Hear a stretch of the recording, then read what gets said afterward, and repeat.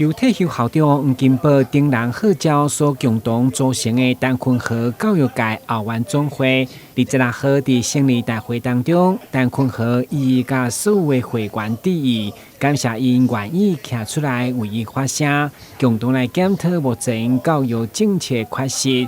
后援总会理事长就强调，因袂阁像过去点点，希望陈坤和以教育专业领域来进军国会。咱讲。咱这老师教育人员拢较避暑啦，拢较毋敢徛出来啦。较毋敢徛出来咧，即次看到照情形，无徛出来袂使。陈坤和，陈坤和，够帅！陈坤和，够帅！有遮尔济高等教育人士的小听，嘛，互陈坤和相当感动。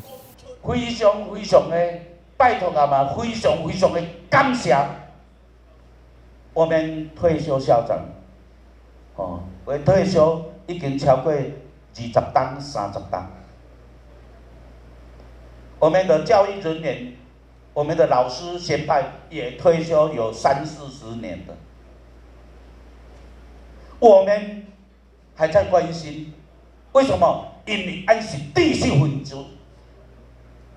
俺是高等的知识分子，所以群啊一直拢期待讲，我们的乡亲多一点教育文化的内容。为什么讲这？因为这种开始真正能够永续存在下去的软实力。